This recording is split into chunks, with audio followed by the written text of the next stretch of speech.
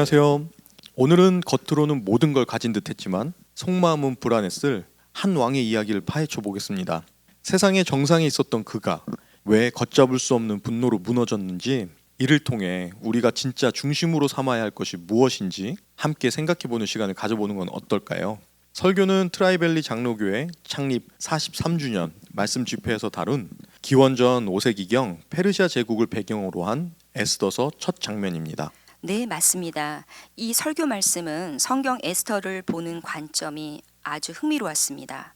왜냐하면 사실 에스더서에는 하나님이라는 단어가 한 번도 나오지 않았거든요. 진짜 하나님이 계시지 않은 것처럼 보이는 그런 세상 이야기 같죠. 정말 하나님 이름이 한 번도 언급되지 않는다고요? 네. 그런데 바로 그 점 때문에 이 설교 말씀이 어쩌면 더 깊은 질문을 던지는 것 같습니다. 보이지 않는 곳에서 하나님은 어떻게 일하시는지, 또 그런 세상 속에서 우리가 어떻게 살아가는지 말이죠. 특히 아하수에로 왕이라는 인물을 통해서요. 세상적인 성공이라는 게 과연 무엇인지, 또 진짜 중심 잡힌 삶은 어떤 건지 이 점을 생각해 보게 합니다. 그렇군요. 자, 그럼 그 중심 인물 아하수에로 왕부터 한번 제대로 알아볼까요? 자료에 따르면 인도로부터 지금의 에티오피아 구스까지, 이게 무려 127개 지방을 다스린 페르시아 제국의 왕이라고 합니다. 정말 엄청난 권력이었죠? 네, 역사적으로도 상당한 부와 권력의 정점에 있었던 인물이죠. 부족할 게 전혀 없어 보이는 그야말로 세상 기준으로는 최고봉에 선 인물이네요. 네, 맞습니다. 그런데 목사님께서는 바로 그 정점에 보이는 역설, 그러니까 결핍에 주목하십니다. 모든 걸 가졌는데 딱 하나 결정적인 게 없다는 거죠. 그게 뭘까요? 바로 하나님을 아는 믿음, 삶의 어떤 확실한 중심 같은 겁니다. 그리고 설교 말씀은 하나님 없는 삶의 특징 두 가지를 아하수에로 왕의 모습에서 찾아냅니다. 네, 맞습니다. 하나님 없는 삶의 그 첫 번째 특징이 바로 자기 과시입니다. 네, 그렇죠. 왕이 된 지 3년째 되던 해에 제국의 모든 지방관이랑 신하들을 불러서 잔치를 여는데, 이게 기간이 무려 180일, 꼬박 6달이에요. 네, 6달요. 상상이 잘 안 되는데요. 네, 그런데 이게 끝이 아니더라고요. 그 다음에 또 수도인 수산성의 모든 백성을 위해서 7일 동안 왕궁 후원에서 잔치를 열어요. 정말 스케일이 어마어마합니다. 그렇죠. 그런데 이 잔치의 핵심은 그냥 오래 하고 화려했다, 이게 다가 아니었어요. 성경 기록을 보면 사람들에게 술을 줄 때 금잔으로 줬고, 근데 그 잔의 모양이 각기 달랐다, 이런 구절이 나오거든요. 네, 에스더 1장 7절 말씀에 있죠. 네, 설교 말씀은 바로 이 디테일에 주목합니다. 이게 아주 의미심장하다는 거죠. 잔 모양이 각기 달랐다는 거, 그게 왜 그렇게 특별한 의미가 있는 걸까요? 그냥 뭐 왕이니까 온갖 종류의 금장 컬렉션이 있었던 거 아닐까요? 뭐 그럴 수도 있겠죠. 하지만 설교는 이 다른 모양의 금잔들이 그가 정복했던 수많은 나라에서 가져온 전리품일 가능성이 높다고 봅니다. 전리품이요. 네, 그러니까 잔치를 즐기는 사람들한테 술잔을 통해서 계속 은연중에 메시지를 보내는 거죠. 봐라, 내가 이렇게 많은 나라를 정복했다, 내 힘이 이 정도다, 이렇게 말이죠. 완전히 힘자랑, 정복자랑이었군요. 그렇죠. 철저한 힘의 과시이자 어쩌면 정복의 증거물, 전시회 같은 걸 수도 있었습니다. 심지어 정복당한 나라 출신의 신하들에게는 그 술을 마실 때마다 그 굴욕감을 다시 떠올리게 했을 수도 있고요. 듣고 보니 정말 그럴 수 있겠네요. 화려함 뒤에 그런 의도가 숨어 있었다니, 끊임없이 자신의 힘, 업적 이런 걸 드러내고 인정받고 싶어하는 그런 욕망. 네, 사실 이런 과시의 마음은 신앙 공동체 안에서도 나타날 수 있습니다. 봉사나 헌신을 하면서도 내 이름이 조금이라도 드러나길 바라고 사람들이 알아주길 바라는 마음이 생길 수 있다는 점을 말씀을 통해서 우리에게 경고하고 있습니다. 교회 안에서도요. 네, 그래서 설교에서는 우리 교회 조명 디자인 이야기를 예로 드셨는데요. 예배당 강단은 밝게 비추지만 회중석은 일부러 조금 어둡게 설계하는 경우가 있다고 합니다. 사람들이 서로의 시선을 의식하지 않고 오직 하나님과 말씀에만 집중할 수 있도록 돕기 위해서라고 해요. 그런 의도가 있었군요. 결국 어디에 있든 우리의 시선, 우리의 중심이 어디를 향하고 있느냐가 중요하다는 거네요. 네, 맞습니다. 그럼 아하수에로 왕에게 보이는 하나님 없는 인생의 두 번째 특징은 뭔가요? 바로 분노입니다. 자기 과시가 최고조에 달했을 때 예상치 못한 균열이 생겨서 터져나오는 그 통제불능의 감정이죠. 아, 분노요. 네, 그날은 잔치의 마지막 날이었습니다. 왕이 술 기운이 한창 올라와서 자신의 자랑에 마지막 화령 점정을 찍고 싶었던 거예요. 아름답기로 소문난 왕후 와스디를 불러 자랑하려고 했던 거죠. 왕후 와스디가 아주 아름답기로 유명했거든요. 아, 그랬군요. 그래서 사람들에게 그 왕후의 아름다움을 보여주려고 잔치 자리로 불러오라고 명령을 합니다. 자신의 아름다운 아내마저도 내 소유물, 내 트로피처럼 자기 과시의 대상으로 삼으려고 했던 거죠. 아, 그런데 여기서 예상치 못한 일이 벌어지잖아요. 그렇죠. 왕후 와스디가 왕의 명령을 거절하게 되는 거죠. 당시 왕명을 거역한다는 건 진짜 목숨을 내두는 일인데도 말이죠. 그 순간 모든 걸 자기 뜻대로 할 수 있다고 믿었던 왕의 반응은 어땠을까요? 어땠나요? 성경은 정말 생생하게 묘사합니다. 왕이 진노하여 마음속이 불붙는 듯 하더라. 에스더 1장 12절 말씀이죠. 마음속이 불붙는 듯 했다. 네, 이전까지 그 화려하고 위험 넘치던 모습은 간데없고 그냥 걷잡을 수 없는 분노로 완전히 사로잡혀 버리는 거예요. 설교에서는 바로 이 장면이 하나님 없는 인생의 민낯, 그 단면이라고 해석합니다. 네, 겉으로는 모든 걸 가진 듯 위풍당당해 보이지만 내면에서는 자기 뜻대로 되지 않는 작은 일에도 쉽게 무너지는 불안과 분노가 숨어 있다는 거죠. 설교에서 한국인 특유의 화병 이야기가 나왔던 게 기억나는데요. 영어 사전에도 화병 이렇게 그대로 등재되어 있다는 거예요. 아, 네, 맞아요. 그 이야기도 하셨죠. 억울함이나 분노를 제대로 풀지 못하고 쌓아두다 병이 되는 현상이잖아요. 어쩌면 아하수에로 왕의 이 불붙는 듯한 분노도 어떤 삶의 중심이 없이 외부 상황이나 감정에 그냥 계속 휘둘리는 현대인의 모습과 크게 다르지 않다는 그런 지적 같아요. 힘은 가졌는데 그 힘을 올바르게 제어하거나 자신의 감정을 다스릴 내적인 중심이 없었다는 거군요. 정확합니다. 그래서 자기 권위가 조금이라도 도전받는다고 느끼는 순간 마치 어린아이처럼 그냥 분노를 터뜨려 버리는 거죠. 화려하게 시작했지만 결국 남는 건 통제되지 않는 분노뿐인 모습. 이게 하나님 없는 삶의 한 단면일 수 있다는 통찰인 거죠. 그렇다면 반대로 하나님을 아는 인생, 삶의 중심이 바로 선 사람은 어떻게 다를까요? 목사님께서는 하늘에 날리는 연이라는 아주 시적인 비유를 드시던데요. 네, 그 연 비유가 참 인상 깊었어요. 설교는 우리가 예수님에게 붙들려 살아가는 모습을 마치 그 연줄에 매인 연에 비유하더라고요. 연은 바람이 불면 막 이리저리 흔들리잖아요. 때로는 더 높이, 더 멀리, 더 자유롭게 막 날아가고 싶어 하기도 하고요. 마치 세상의 유혹이나 우리 안에 어떤 욕망처럼요. 연줄을 누군가 꽉 붙잡고 있지 않으니까 연이 완전히 날아가 버리진 않잖아요. 네, 바로 그겁니다. 그 연줄을 붙잡고 있는 존재, 바로 예수 그리스도가 우리 삶의 중심축이 되어주고 있다는 비유입니다. 그래서 세상의 바람, 그러니까 유혹이나 어려움, 욕망 같은 것에 흔들릴 수는 있지만 완전히 떠내려가거나 길을 잃지 않도록 우리를 딱 붙들어 주신다는 말씀인 거죠. 그 비유가 참 좋네요. 아기는 바람에 나는 겨와 같아서 정처 없지만 의인은 시냇가에 심은 나무처럼 뿌리가 깊어서 흔들리지 않고 시절을 따라 열매를 맺는다는 시편 1편 말씀도 떠오르고요. 네, 정확히 그 이미지랑 연결됩니다. 아하수로의 왕은 강력한 힘은 있었지만 그 중심이 없었기에 분노에 그냥 무너져 버렸죠. 이와 정말 극명하게 대조되는 인물로 설교는 다윗 왕을 소개합니다. 다윗도 사실 얼마나 분노할 만한 상황이 많았었나요? 억울하게 사울 왕한테 목숨을 위협받으면서 도망 다녔잖아요.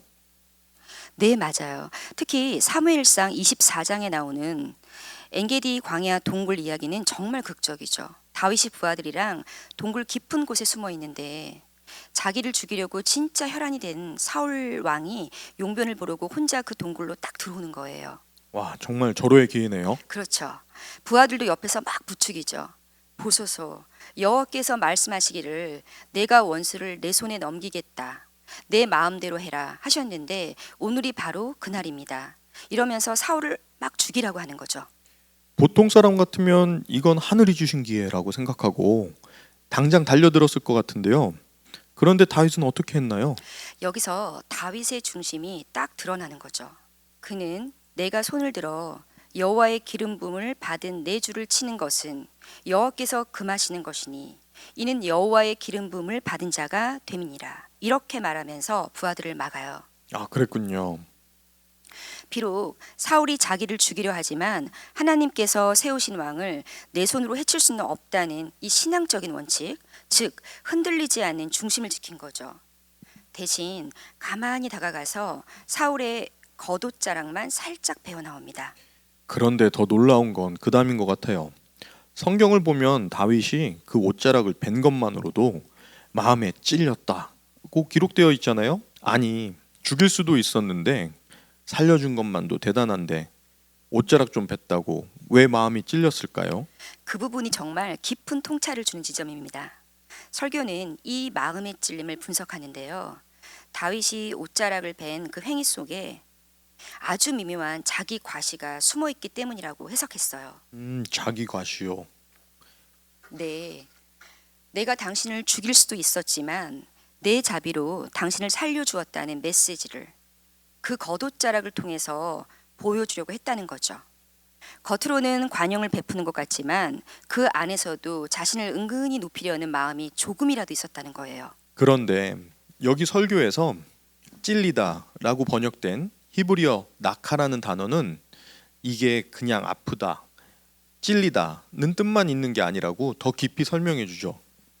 이 나카라는 단어가 원래 치다, 때리다, 두드리다, 스트라이크, 빗 이런 좀 더 강한 의미를 가지고 있어요. 그래서 자료는 다윗의 마음이 찔렸다는 것을 하나님께서 그의 마음을 부드럽게 톡톡 두드리시면서 경고하신 것으로 해석합니다. 다윗아, 내 감정에 치우치지 마라. 내 의의를 드러내려 하지 마라. 지금 내가 분노나 교만에 빠지기 쉬운 순간이다. 이렇게 하나님의 세미한 음성 또는 양심의 소리로 그의 중심을 다시 잡아주셨다는 거죠. 그렇죠. 일종의 부드러운 경고음 같았던 거죠. 와, 낙하라는 단어의 그런 깊은 뜻, 하나님의 부드러운 두드림, 이게 바로 신앙인의 삶에서 굉장히 중요한 역할을 한다는 거예요. 분노나 자기 과시로 막 치우치려고 할 때 우리를 다시 중심으로 돌이키게 하는 하나님의 신호 같은 거군요. 네, 맞습니다. 이 두드림이 왜 중요하냐면 설교에 따르면 이게 바로 하나님 없는 것처럼 보이는 이 세상 속에서 우리가 길을 잃지 않도록 하나님께서 주시는 내비게이션과 같기 때문입니다. 세상은 끊임없이 우리에게 다른 길을 보여주고 유혹하고 있잖아요. 그렇죠. 목사님께서는 학교에서 열리는 종교 색깔이 있는 행사를 예로 드셨는데요. 예를 들어 디왈리 축제나 할로윈 파티 같은 것 때문에 고민할 때가 간혹 있죠. 다른 아이들은 다 하는데 우리만 빠지면 유별나 보일까? 이렇게 해도 괜찮을까?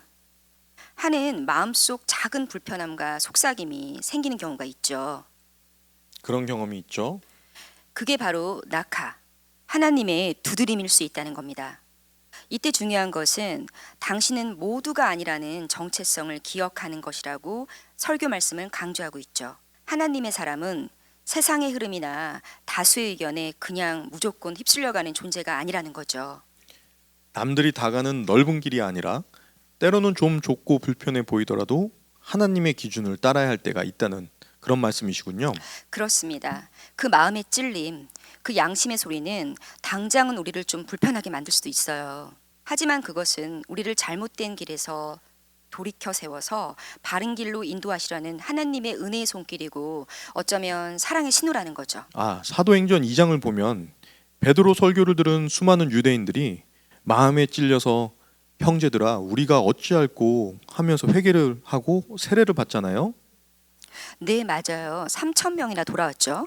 네, 이처럼 그 찔림은 불편하지만 우리 영혼을 깨우고 변화를 시작하게 하는 아주 중요한 계기가 될 수 있다는 겁니다. 네.